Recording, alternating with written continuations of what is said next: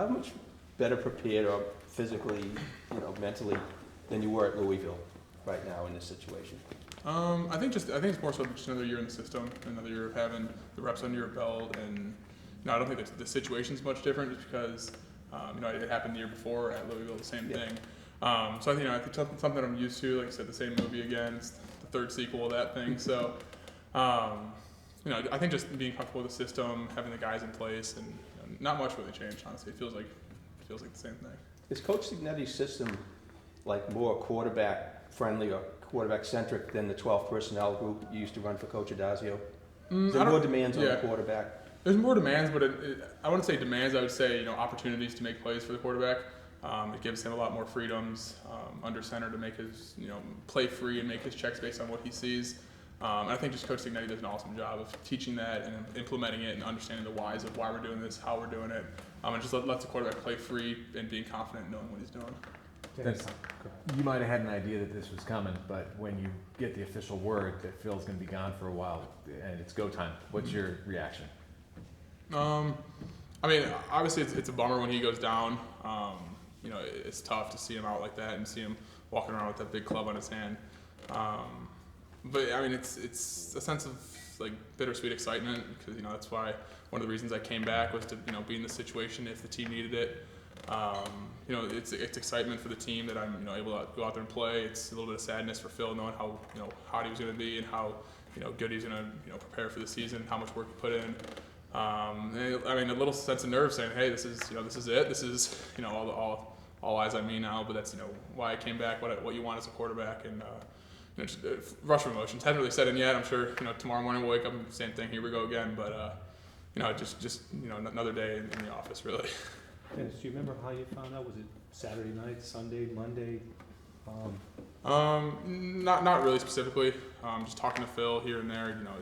He communicated with me his thoughts on what he was told.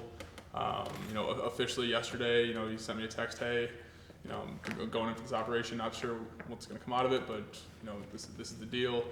It's just pretty open communication with he and I and with the coaches. So there's never one. Hey, this is what's happening. This is how it's going. But just the communication of this is the process, this is how it's going, and this is what might come of it.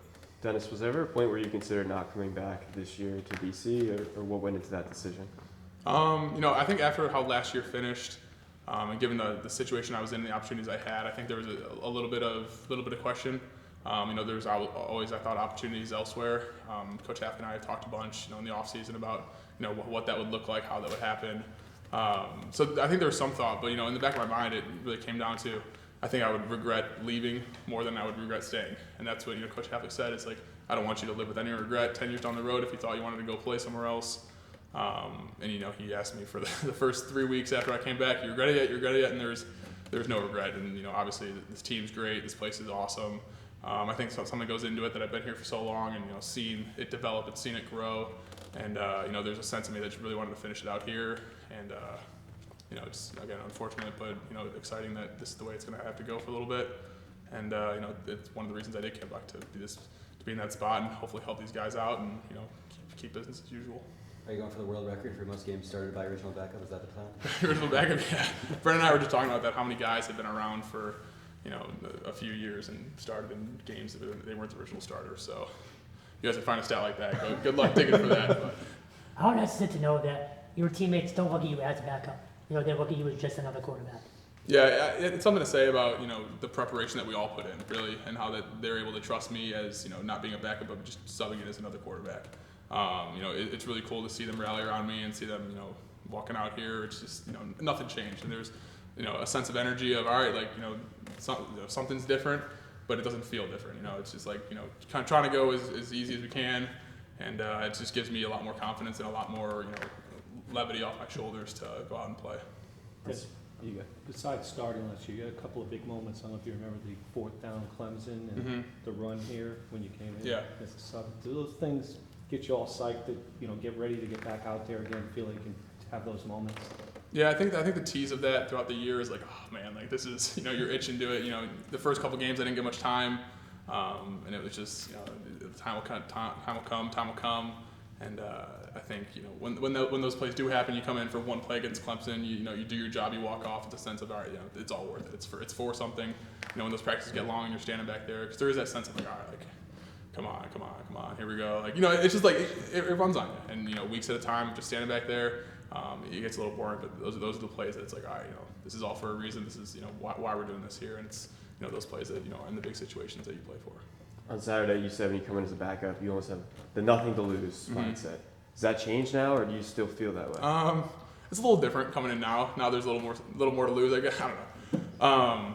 But it changes a little bit. I think coming in, you have more preparation. I think that was kind of what I was aiming at. Is like going in, winging it. You prepared all week, but here just let it fly. And now it's a little slower process, a little calmer, a little. This is why we're preparing it, why we're doing it. And then you're going out there. It's a little more meticulous and a little more calculated throughout the week. Let's talk about Trey Berry and that option over the middle. Kind of hunterish with his yards after catch too. Yeah, for sure. I mean, anytime you can get a big body like that who's able to run, you try to go to him as much as possible. And he's a big body over the middle. You don't really see it walking around, but when you stand him up next to someone, it's like, man, that guy's a big target, and you throw it up when you can. And you saw one of the third down conversions late in the game. Yeah, toss it up and hope it comes down in his arms. So, he's awesome. He's picking up everything really well. He meshes well. It's like you said, hunterish. He's filling in just as well. So we're happy to have him. Thank you. Awesome. Thanks, guys. Appreciate Thanks it. again. No problem. Dennis. Thanks, guys.